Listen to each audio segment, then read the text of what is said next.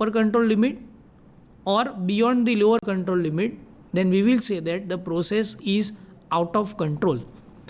જે આ પદ્ધતિનો એક ખૂબ જ પાયાનો અને મજબૂત એવો હિસ્સો કહી શકાય કે એક આંકડાશાસ્ત્રનું સામાન્ય નોલેજ ધરાવતો વ્યક્તિ પણ ફક્ત by just looking at a piece of paper he can recognize whether the process is under control or out of control. Next તમે જોઈ શકો છો જે હિસ્ટ્રી છે કે આ સ્ટેટિસ્ટિકલ ક્વોલિટી કંટ્રોલ ઉપયોગમાં ક્યારથી આવ્યું. વિદ્યાર્થી મિત્રો, ખૂબ જ રસપ્રદ આની સ્ટોરી છે. 1920માં ડૉક્ટર વોલ્ટર શેવાર્ટ, જે બેલ ટેલિફોન લેબોરેટરીમાં કામ કરતા હતા, તેમણે આ ફોનની ક્વોલિટી કેવી રીતે ઇમ્પ્રૂવ કરવી તેના ઉપર એક રિસર્ચ કર્યું. તેમને એક વિચાર આવ્યો કે મારે ક્વોલિટી તો ઇમ્પ્રૂવ કરવી જ છે, પણ તેની સાથે મારે પ્રાઇસ પણ ઘટાડવી છે. બીજા પેરેગ્રાફમાં તમે જોઈ શકો છો, he develop the concept of control with regard to variation and came up with statistical process control charts which provide a simple way to determine if the process is in control or not. એટલે એમણે વસ્તુની ગુણવત્તા તો સુધારી છે, પણ સાથે સાથે એ પણ ગોલ સેટ કર્યો કે મારે ગુણવત્તા સુધારવી છે, પણ પ્રાઇસ તેની સામે ઓછી થવી જોઈએ, અથવા તો પ્રાઇસમાં કોઈ પણ બાંધછોડ કર્યા વગર મારે ટેલિફોનની ગુણવત્તા સુધારવી છે. વિદ્યાર્થી મિત્રો, ડૉક્ટર શેવાર્ટના 1920માં કરેલા આ પ્રયોગને બીજા વિશ્વયુદ્ધ દરમિયાન જાપાનીઝ તો યુઝ કરી જ ચૂક્યા હતા, અને ત્યારબાદ તેમણે 1930માં શસ્ત્ર સરંજામ એટલે એમની ડિફેન્સ ટેકનોલોજીમાંનો ઉપયોગ કરવાનો ચાલુ કર્યો. ક્વોલિટી કંટ્રોલની મદદથી દર વર્ષે સારા અને સારા ગુણવત્તાવાળા હથિયારો બનાવવાનું શરૂ કર્યું. અને ત્યારબાદ ડિફેન્સમાં એક વખત સક્સેસફુલ થયા પછી જાપાનની દરેક કંપની આજની તારીખમાં એસક્યુસી ડિપાર્ટમેન્ટ દરેક કંપનીમાં અચૂક રાખે છે. એસક્યુસી, જેને આપણે સ્ટેટિસ્ટિકલ ક્વોલિટી કંટ્રોલ કહીએ છીએ. અને તમે જોઈ શકો છો તેનું પરિણામ કે જાપાનીઝ ટેકનોલોજી આજે વર્લ્ડમાં ઇલેક્ટ્રોનિક એપ્લાયન્સીસ હોય કે ઓટોમોબાઈલ્સ હોય, Japanese technology are consider as one of the finest and bestest technology across the world. Dr. W. Edwards Deming built upon Shevart's work and took the concepts to Japan following World War II. The Japanese industry adopted the customs wholeheartedly. The resulting high quality of Japanese products is world renowned. Dr. Deming is famous throughout Japan as a god of quality. And as I just said today, SPC is used in manufacturing facilities around the world. What exactly are the process control charts? તો વિદ્યાર્થી મિત્રો, તમે ગ્રાફમાં જોઈ શકો છો કે નીચેની બાજુ એક્સ અક્ષ ઉપર તમને સેમ્પલ નંબર્સ આપ્યા છે, વાય અક્ષ ઉપર તમને 3 લિમિટ આપવામાં આવી છે. એક છે અપર કંટ્રોલ લિમિટ, બીજી છે એવરેજ લિમિટ જેને આપણે સેન્ટ્રલ લિમિટ કહીએ, અને ત્રીજી છે લોઅર કંટ્રોલ લિમિટ. વિદ્યાર્થી મિત્રો, તમારે ફક્ત એક જ વસ્તુનું ધ્યાન રાખવાનું છે કે ગણતરી કર્યા પછી આવેલ બિંદુઓ જો આ નિયંત્રણ સીમાની રેખાની અંદરની તરફ હોય તો પ્રક્રિયા સંપૂર્ણ સરસ છે અને પ્રક્રિયા નિયંત્રણમાં છે તેવું કહી શકાય. પણ જેમ કે ગ્રાફમાં દર્શાવેલું છે કે એક પોઈન્ટ એટલે કે એક બિંદુ નિયંત્રણ રેખાની બહારની તરફ છે, એટલે કે one point is falling outside the upper control line, તો તરત જ તમે કહી શકો કે આ પ્રોસેસ આઉટ ઓફ કંટ્રોલ છે. આ પ્રોસેસ જાણ્યા પછી તમે આઉટ ઓફ કંટ્રોલ પ્રોસેસને કેવી રીતે નિયંત્રણમાં લાવી શકાય તેના પણ ઘણા પ્રયાસ કરી શકો છો. જેવા મુદ્દાઓ આમાં દર્શાવેલ જ છે કે process is in control if no sample point found outside the limits. Second, most points near process average, about equal number of points above and below central line, and points appear randomly distributed. જો આટલા મુદ્દાઓ follow કરતું હોય તો તમે કહી શકો કે પ્રોસેસ તમારી કંટ્રોલમાં છે. હવે વિદ્યાર્થી મિત્રો, તમારા મગજમાં પ્રશ્ન થાય કે ઇન કંટ્રોલ, આઉટ કંટ્રોલ, આનાથી ફરક શું પડશે? તમારી પ્રોસેસ આઉટ ઓફ કંટ્રોલ છે કે અંડર કંટ્રોલ છે એ જાણ્યા પછીનું સ્ટેપ શું કે જાણવાથી ફાયદો શું? તો જો આ 3 મુદ્દાઓ તમે ધ્યાનથી સમજો તો તમને તેના બધા જ પ્રશ્નોના જવાબ મળી શકે. If a process is out of control, તો તમે સૌથી પહેલાં તો એ ચેક કરો કે કયું બિંદુ ઉપરની નિયંત્રણ રેખાની બહારની બાજુ કે નીચેની નિયંત્રણ રેખાની નીચેની બાજુએ છે. ત્યારબાદ તમે એ સમજો કે આ બિંદુને કઈ મેથડથી તમે તમારી ગણતરીમાંથી બાકાત રાખી શકો, એટલે કે તમારા ડિફેક્ટિવ યુનિટને તમે કેવી રીતે બાદ કરી શકો. જે આનો પહેલો મુદ્દો તમે વાંચી શકો છો. If a process is in control, the outcomes of the process can be accurately predicted. In an out of control process, there is no way of predicting whether the results will meet the target or not. Second, an out of control process is like driving a bus in which brakes may or may not work and you have no way of knowing. તમે એવી બસ ચલાવી રહ્યા છો કે જેની break વાગે પણ ખરા ને ન પણ વાગે, એટલે તમારે ક્યાં જવું છે, સહી સલામત પહોંચવું છે કે નહીં, તે જ જો તમને નથી ખબર તો તમે તે બસ ન જ ચલાવી શકો. And third, if a process is out of control, મેં જે તમને હમણાં જ સમજાવ્યું, the next step is to look for the assignable causes for the process output and to look for the out of કંટ્રોલનેસ. ઇન કંટ્રોલ, આઉટ કંટ્રોલ આ ત્યારે જ તમે જાણી શકો જ્યારે તમે તેના બેઝિક્સ નિયમો સારી રીતે અને સરખી રીતે રજૂ કર્યા હોય. સેકન્ડ પોઈન્ટ જે તમે જોવો છો, the process is continuously analyse to see if the changes work to get the process back in control. જો તમે સાચા નિયમથી કામ કરો તો જે બિંદુઓ નિયંત્રણ રેખાની બહાર છે તેને નિયમને આધીન થઈને તમે નિયંત્રણ રેખાની અંદર પણ લાવી શકો છો. અને અંતિમ મુદ્દો, on the other hand, sometimes the out of control outcomes are positive, such as no defects per part, then the assignable causes is sought and attempts are made to implement it at all times. એટલે વિદ્યાર્થી મિત્રો, ઘણા ખરા લોકો એવું પણ માનતા હોય છે કે સર આપણે એવો જ ગ્રાફ ડ્રો કરો કે જેમાં કોઈ પણ બિંદુ નિયંત્રણ રેખાની બહાર જાય જ નહીં. તો વિદ્યાર્થી મિત્રો, હું તમને એ પણ કહી દઉં કે ઘણી વખત કોઈ પણ બિંદુ નિયંત્રણ રેખાની બહાર જાય છે અને તમે તેના સાચા કારણ સુધી પહોંચો તો કદાચ તમારા ફ્યુચર પ્રોજેક્ટ્સ માટે, તમારી ફ્યુચર પોલિસીસ માટે એ તમારા માટે ગાઈડન્સ રૂપ થઈ શકે છે. એટલે સ્ટેટિસ્ટિક્સમાં પ્રોબ્લેમ કરતાં પ્રોબ્લેમના સોલ્યુશન ઉપર વધારે ધ્યાન આપવામાં આવે છે. એની કી ફીચર્સ ઉપર થોડી ચર્ચા કરી લઈએ. As I just discuss, data points are either averages of subgroup measurements or individually measurements plot on x or y axis and joined by a line. અને મેં જે તમને હમણાં જ કીધું કે time is always on the x axis, કેમ કે સમય એ સ્વતંત્ર રાશિ છે એટલે એને એક્સ અક્ષ ઉપર જ દર્શાવી. The average of centre line is the average or mean of the data points and is drone across the middle section of the graph, usually as a heavy or solid line. તમારા ગ્રાફની બિલકુલ મધ્યમાં એક નિયંત્રણ રેખા દોરવી, જેને આપણે મધ્ય રેખા કે નિયંત્રણ રેખા કહી શકીએ છીએ.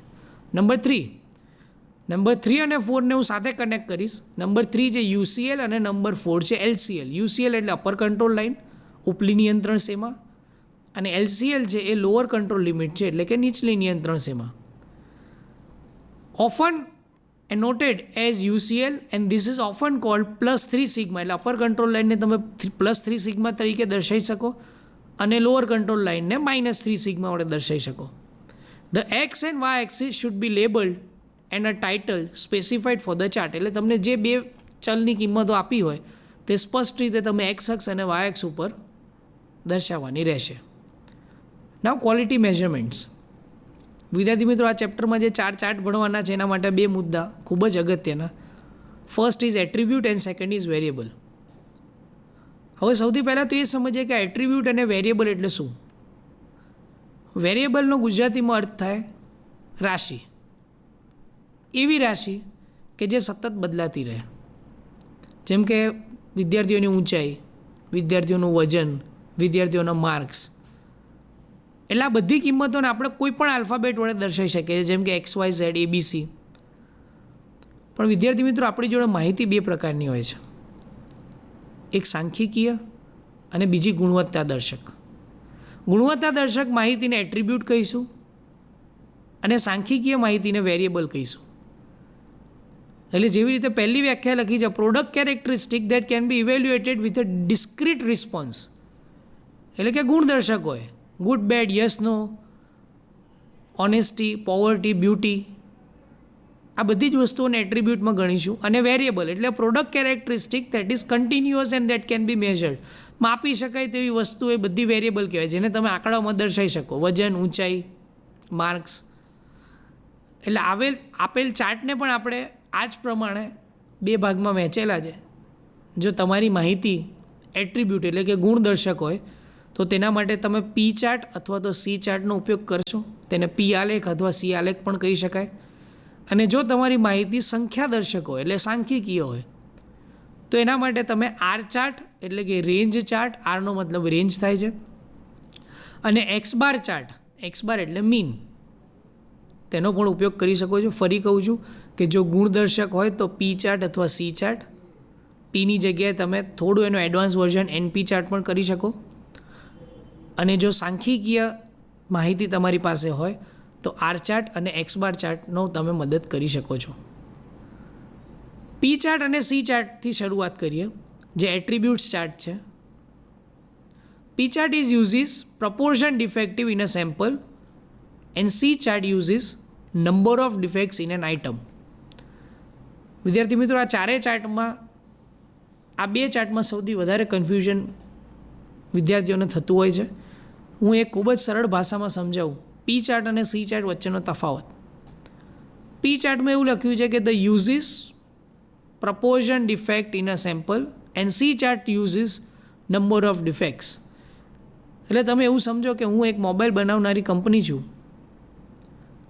અને મારા એક મોબાઈલ ડિફેક્ટિવ આઇટમમાં બહાર નીકળેલ છે. આ મોબાઈલમાં ટોટલ 10 ડિફેક્ટ છે. એના બટન સારા નથી, એની સ્ક્રીન સારી નથી, એનું ડિસ્પ્લે સારું નથી, એનું ચાર્જિંગ બરાબર નથી થતું. આવી 10 અલગ અલગ પ્રકારની ડિફેક્ટ છે. મારા કંપનીએ 1000 મોબાઈલમાંથી એક ડિફેક્ટિવ મોબાઈલ કાઢ્યો છે અને એ ડિફેક્ટિવ મોબાઈલમાં પણ બીજી 10 ડિફેક્ટ્સ છે. તો જો ડિફેક્ટિવ મોબાઈલની ગણતરી કરવી હોય તો મારે પી ચાર્ટનો યુઝ કરવો પડે. પી એટલે પ્રપોર્શન ડિફેક્ટ. અને મારે મોબાઈલમાં રહેલા કુલ ખામીઓની સંખ્યા શોધવી હોય તો મારે સી ચાર્ટનો ઉપયોગ કરવો પડે, એટલે કે નંબર ઓફ પ્રપોર્શન ડિફેક્ટ્સ. તો તમે જોઈ શકો છો કે પી ચાર્ટ અને સી ચાર્ટ એ ખૂબ જ સરળમાં એક જ શબ્દમાં કહેવું હોય તો ખાલી ડિફેક્ટ્સ હોય તો પી ચાર્ટ, અને જ્યારે પણ ક્વેશ્ચનમાં તમે નંબર ઓફ ડિફેક્ટ શબ્દ જુઓ છો તો કશું જ વિચાર્યા વગર સી ચાર્ટનો ઉપયોગ કરી શકાય. થોડી માહિતી લઈ લઈએ પી ચાર્ટના યુસીએલ, એલસીએલ અને સીએલ માટે. અપર કંટ્રોલ લાઇન શોધવા માટે પી પ્લસ ઝેડ સિગ્મા અને લોઅર કંટ્રોલ લાઇન શોધવા માટે પી માઇનસ ઝેડ સિગ્મા. વિદ્યાર્થી મિત્રો, આજે મેં સિગ્મા લખ્યું છે તેની જગ્યાએ P into 1 minus P upon N square root આ કિંમત પણ લખી શકો. Now this all value depends upon તમારો ક્વેશ્ચન કયા ટાઈપનો છે, તમારી માહિતી કયા ટાઈપની છે. જ્યાં ઝેડ બરાબર નંબર ઓફ સ્ટાન્ડર્ડ ડેવિએશન, પી બરાબર સેમ્પલ પ્રપોર્શન ડિફેક્ટિવ અને સિગ્મા જે આપણે જાણીએ જ છીએ કે સ્ટાન્ડર્ડ ડેવિએશન. એક ઉદાહરણથી સમજીએ. ડાબી તરફ જે સૌથી પહેલું કોલમ તમને આપ્યું છે તે છે સેમ્પલ, એટલે કે તમારા નિદર્શ 1 થી 20 સુધી. બીજી માહિતી જે તમને ક્વેશ્ચનમાં આપી છે એ છે નંબર ઓફ ડિફેક્ટિવ્સ, એટલે કે પહેલા સેમ્પલમાં 6 ખામી છે, બીજા સેમ્પલમાં 1 પણ ખામી નથી, ત્રીજા સેમ્પલમાં 4 ખામી છે, અને તેવી જ રીતે તમારી પાસેના 20 સેમ્પલમાં 18 ખામીઓ છે. તે ખામીઓનો સરવાળો કંઈક 200 છે. નંબર ઓફ ડિફેક્ટ્સને વિદ્યાર્થી મિત્રો આપણે એનથી દર્શાવીશું અને પ્રપોર્શન ડિફેક્ટિવ જેને આપણે પીથી દર્શાવીશું. વિદ્યાર્થી મિત્રો 20 સેમ્પલ છે અને એમાં 100 પેર્સ ઓફ જીન્સ છે અને તેની ટોટલ ખામીઓની સંખ્યા 200 છે.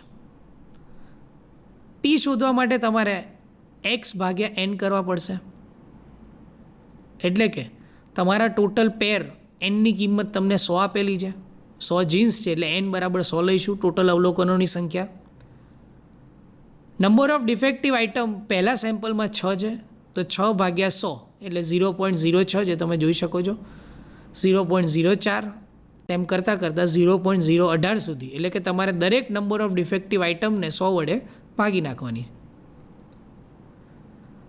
આ ગણતરી કર્યા બાદ સૌ પ્રથમ આપણે પી બારની કિંમત શોધીશું. વિદ્યાર્થી મિત્રો, યુસીએલ અને એલસીએલ બંનેના ફોર્મ્યુલામાં પી બારની જરૂર પડે છે. એટલે આપણે પહેલાં જ જો પી બાર અને 1 - પી બાર શોધીને રાખીએ તો પછી તમારે ફક્ત એ કિંમતની ગણતરી કરવાની જ બાકી રહેશે. પી બાર એટલે total defectives upon total sample observations.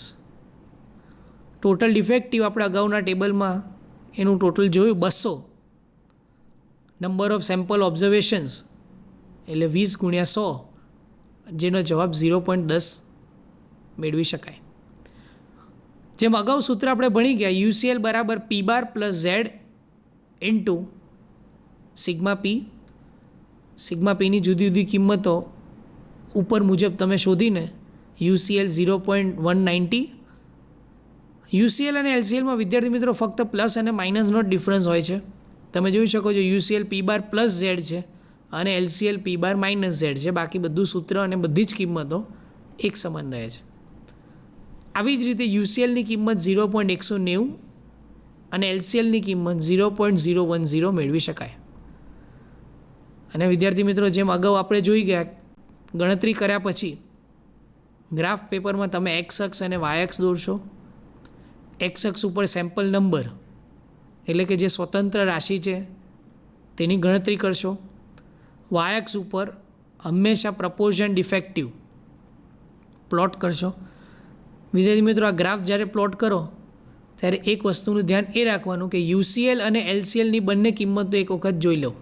યુસીએલની કિંમત 0.190 છે અને એલસીએલની કિંમત 0.010 છે. જો અહીંયા પૂર્ણાંક બાદ કરું, પોઈન્ટ કાઢી નાખું, તો મારી પાસે 10થી લઈને 190 સુધીની સંખ્યા હોવી જોઈએ. એટલે વાય અક્ષ ઉપર હવે તમે જોશો તો 0.02થી લઈને 0.20 સુધીની કિંમતો દર્શાવેલ છે. 0.190 પછી 0.200 એટલે એને તમે 0.20 લખી શકો. દરેક અવલોકનોને અનુરૂપ બિંદુઓ ગ્રાફ ઉપર દર્શાવવામાં આવેલ છે.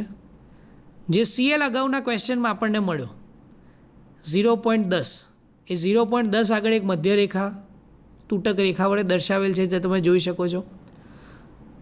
જે યુસીએલ છે 0.190 તે ઉપરની નિયંત્રણ રેખા વડે દર્શાવેલ છે. અને જે એલસીએલ છે અગાઉના ક્વેશ્ચનમાં 0.010 તે પણ નીચે